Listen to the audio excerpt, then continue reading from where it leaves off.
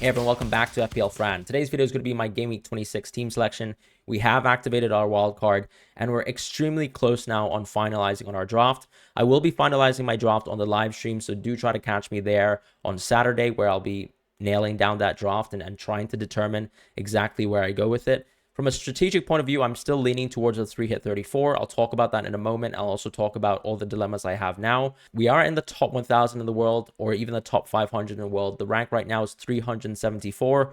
Probably the best rank I've had at this stage in the season ever. And let's see what we can do to build upon it. We still have, of course, the free hit and the bench boost remaining. The plan, of course, as I said, is going to be bench boost 37 as per some previous videos.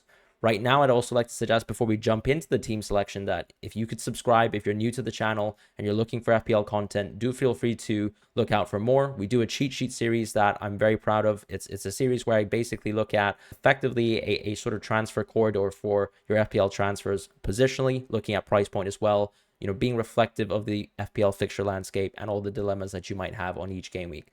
Looking at this video though, as I said, I am basically nailed down on the draft. I'm not going to review GW26 because I kind of did that in the previous video, and ultimately it did go really well for me, right? So I ended up having 104 points in the end. Virgil van Dijk sort of saved the day after Jota and Darwin basically absolutely killed my emotional momentum for the double game week. Choosing to dead end, choosing to move into Jota in GW25 and then suffering from an injury at 45 minutes in, or even earlier, of course, in Jota's instance where he just has someone fall on his knee. That was really, really annoying stuff, particularly when I see that some of the replacements in terms of, let's say, the amount of minutes that he could have taken away from let's say, Gakpo did extremely well, even Harvey Elliott potentially, and of course, Luis Diaz, who actually ended up playing effectively 180 minutes of football, which I don't think anyone really would have expected.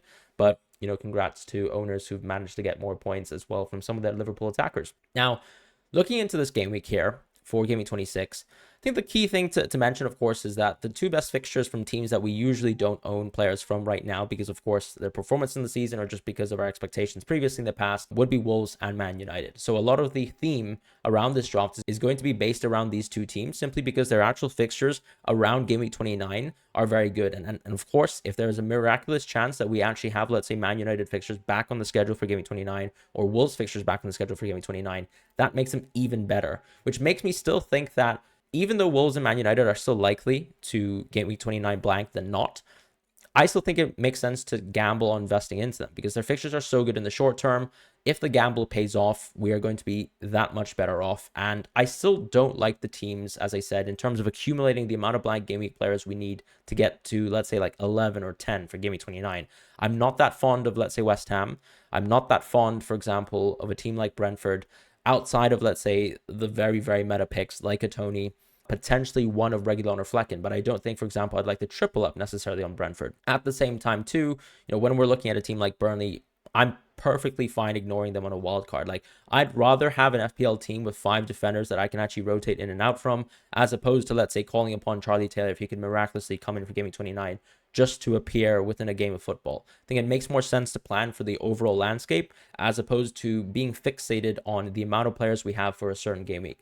So here we go with the defense. And the defense is actually something that I've basically nailed down, but there's going to be one variation here, which is also depending on one of the midfield moves that I'm going to make. The general core of the defense, though, is that we have Neto as our goalkeeper, simply because he's going to be a double game week 28 goalkeeper.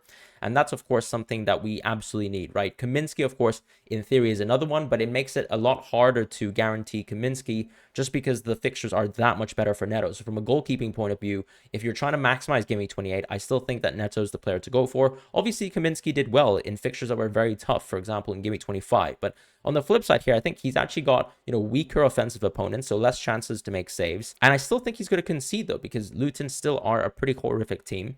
And you're probably not going to see, for example, situations like, let's say, Man City versus Brentford, where Flecken can make like 15 saves in one match. So those are kind of my thoughts in terms of the Luton double versus, let's say, the Bournemouth double. Part of that reason, too, will actually lead me towards going for Senesi as well. And because Rob Edwards actually mentioned that Doughty is fine, I'd like to take it that there's confirmation that hopefully Doughty would be fine for double game week 28. Now, if there's even a shred of doubt for me that Doughty's not going to be ready, what I'll probably do is actually change my draft around to having Porro within the team first and actually basically building the team around that, because I do see Doughty, for example, as someone who is interchangeable with Porro in this draft, just simply because, of course, Porro, I don't know if he's going to play Game Week 27, but I can just wait for Doughty news later on. Whereas I think Porro is basically always going to be guaranteed to play Game Week 29 for me, because it seems like he's actually quite close to sort of playing competitive football. So I think if as soon as Porro comes back, he's just going to be someone that I keep. And then later on, for example, the Ait Nouri position in this draft is someone that I just see as interchangeable for whoever I am not going to field between Porro and Doughty to start things off. So Ait Nouri, of course, is the player that I'm going with as the punt. I also think that between Ait Nouri, you've got multiple fullbacks that are quite interesting. First of all, we have Alex Moreno, but of course, we do want to be tripling up on a team like Aston Villa.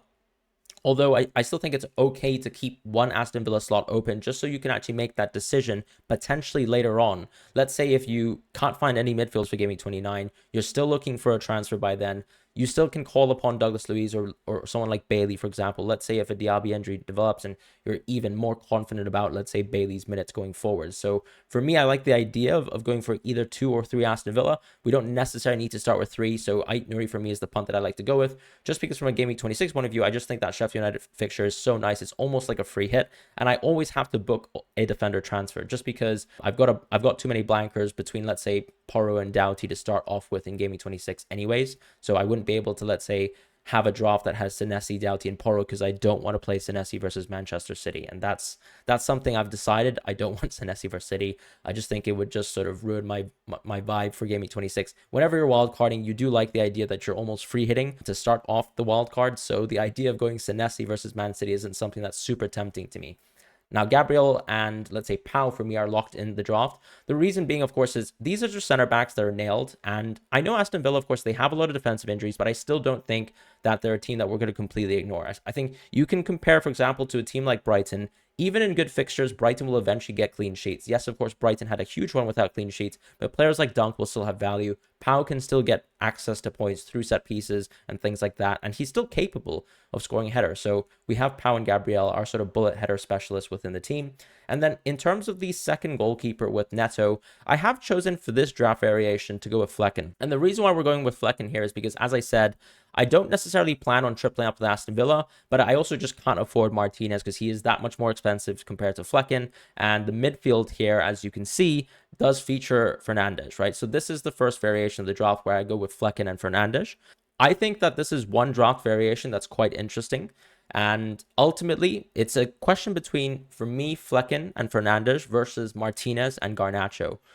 What I don't like about the Garnacho draft is that, yes, of course, I actually sort of prefer Garnacho over Fernandes. But if I was still to be fair to Fernandes, he is still the penalty taker of the team.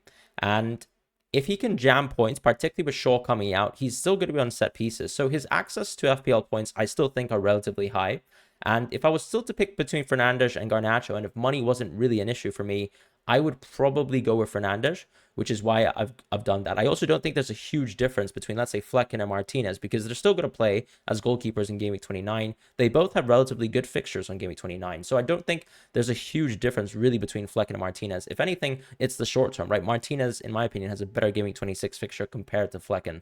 So that's a sort of point of argument to sort of think about. Saka, Hee-chan, Son, and Odegaard, to me right now, feel like absolute locks. So that 4 out of 5 in terms of the midfield feels like a lock.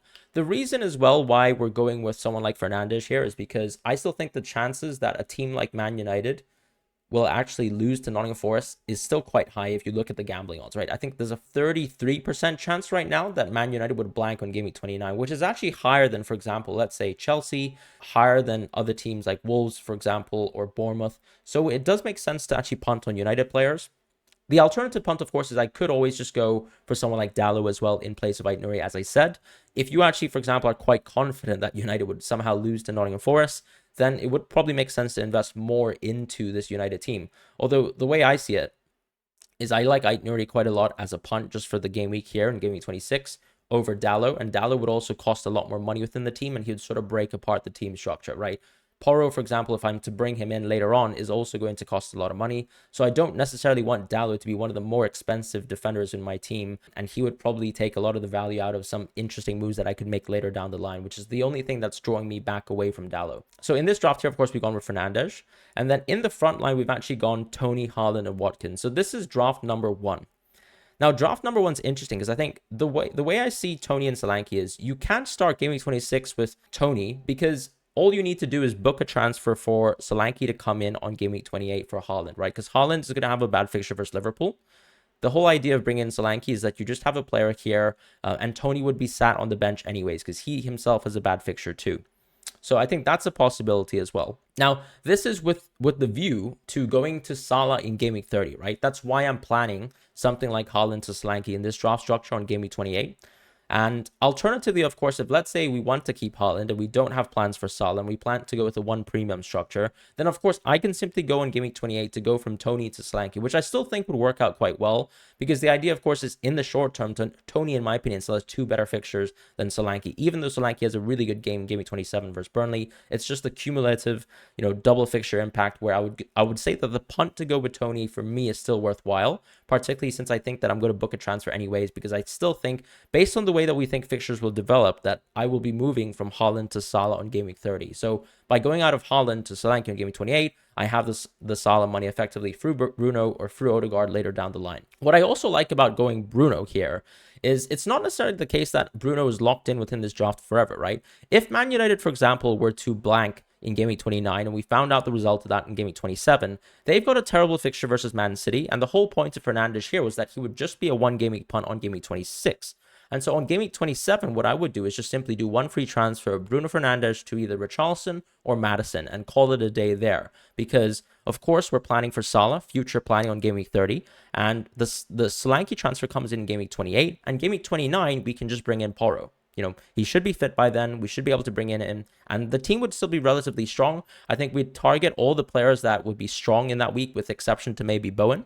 And I'd be pretty happy with this draft structure. So that's draft number 1. Now, draft number 2 is an interesting one, because draft number 2 is, of course, no Bruno, which I know a lot of people dislike, and swapping Bruno out for Garnacho, just like I said in the first video. The reason why I don't really want to go both Bruno and Garnacho is because I'd rather have Odegaard, in my opinion, right now, sitting in my team compared to, let's say, trying to jam in Odegaard and Fernandes and Garnacho within the same team. I just think that Saka, Hwang, and Son are always going to stay within my team. So if I was to pick one of the midfielders, I don't really want to double up on United midfielders. I'd rather pick one United midfielder and then Odegaard, because I just think that right now the run of games for Arsenal is very good. Their attack seems like it's on an upwards trend, and I'd like to invest into it. So that's why I've gone for Odegaard here in this situation once again. But actually, of course, the pair up now is going to be Garnacho and Martinez as well within the goalkeeping position, and then Solanke in the forward position. So that's draft number 2. The reason that we might want to start with Solanke is just because if you want to think about, let's say, how rigid this team is, we've got more money in this team to sort of play around with our transfers. And if, let's say, I feel like that there's going to be more upsets or that I can't necessarily plan for, that money in the bank that I can get from, let's say, going for a Garnacho draft structure that leaves around 3 million in the bank for me in draft number 2 could kind of allow me to be a little bit more flexible to upsets, right? Let's say Newcastle's upset. Clearly, my team here is not ready to build around Newcastle upset, and Newcastle upsets is something that I can sort of play around, right? Because they do have good fixtures after, let's say, the Chelsea fixture, if you think that that's even a tough fixture. And of course, the Crystal Palace game would be quite a good game as well. So if I wanted a bit more flexibility within this draft, if I wanted a little bit more money in the bank, I would just go with the Garnacho draft instead, as opposed to looking at Bruno as someone who could be like a free hit. I still like the idea that Bruno is a better free hit than Garnacho. You might disagree with me, and you might actually prefer Garnacho, which is probably why you'd favor draft number 2. Martinez as well, I just think is probably going to be better than Flecken long term. So if I'm to keep, let's say, someone between Martinez and Flecken, I do like the idea of going for Martinez here for that reason. And the reason why I would go with Solanke as well here, as I said, is that if I wanted to be even more flexible, technically, I don't want to force the transfer, on draft number 1 for Solanke, right? Because if you start with Solanke, you don't have to book that transfer in advance, and I can be even more flexible in the future. Let's say Tony isn't a planned transfer for me on game week 28 for Haaland or game week 29 for Haaland. I can be a little bit more flexible. I don't need to take that sort of short-term punt for Tony, and I can be even more able to maybe navigate to Salah even earlier than planned. And that could be something that is a little bit more interesting than, for example, forcing 2 or 3 transfers in advance in draft number 1. This would be the more flexible draft. This would have more money in the bank. This would allow me to have Solanke, and I'd basically already have my doublers in game week 28 set up from the get-go in game week 26 here. And I think that's the key difference, right? So whether we want some more strength in terms of the sort of free hit edge of draft number 1, or draft number 2, which in my opinion has a bit more flexibility in terms of ways we can go, and also just naturally the lack of forced transfers. So assuming that I'm actually going to take the Fernandes draft here, what I would be doing, of course, is fielding Flecken this week. He just has a better fixture than Neto, of course, for City. And then in terms of defenders, would be fielding Gabriel. We'd be punting, of course, with Ait Nouri here with the Sheffield United fixture. And Pau, of course, would round out the team. Senesi sits on the bench this week, whereas in the midfield, we would be able to play effectively all the midfielders except for Son. This is a great game for Hwang, and we might be actually looking at a Hwang captaincy. It could also be a Saka captaincy, but I think the captaincy will go towards Haaland. So we're going to be fielding a 3-4-3 here. Watkins, Haaland, and Tony in this situation. Tony, of course, he's just got two better fixtures than Solanke, so that's why he's here, as I said. But Haaland, I think, will be my captaincy, and that's pretty much what it comes down to. I think they're all very close as picks. Haaland is away from home. That is a factor. But I also have to say that I'm not 100% certain that Hwang's on penalties. If I was, I'd probably lean towards him, to be honest. Saka, I think, is also a perfectly viable pick. But you also have to say that his fixture is still reasonably tough. Like, I think we've seen Newcastle put some good performances, respectively, versus all teams that aren't Liverpool this season when we talk about big teams. So I am still leaning Haaland, but very close. And I might actually change my mind on the deadline. So we'll see what happens in terms of the live stream as well. So that's basically the GW26 team selection for me. Let me know what you guys think in terms of draft number 1, draft number 2. What are your thoughts on, let's say, Bruno versus Garnacho, Flecken versus Martinez, and Tony versus Solanke? I'd really like to hear your thoughts. As far as why I'm pursuing a free at 34 strategy, the way I see it, as I said, is that ultimately, if there are some more cup upsets than we have imagined, that creates probably a stronger Game Week 29. It also maybe weakens the strength of Game Week 34 technically, because of course you're taking away fixtures from Game Week 34. But at the same time, I also think that it kind of it also at the same time invalidates free at 29, right? Like, for example, the people planning for free at 29 would sort of be killed by cup upsets. Let's say if Chelsea, for example, were suddenly to lose versus Leeds, like suddenly everyone has 3 Arsenal players heading towards Game Week 29. Do you need a free hit at all? So planning, for example, a free hit 29 would even be worse, because suddenly you probably would be planning for a weaker Game Week 34. It's a little bit of an interesting thing, and I think there's definitely a little bit 50-50 here. I like the idea of free at 34 just because there are some cup upsets that I can't really navigate around right now.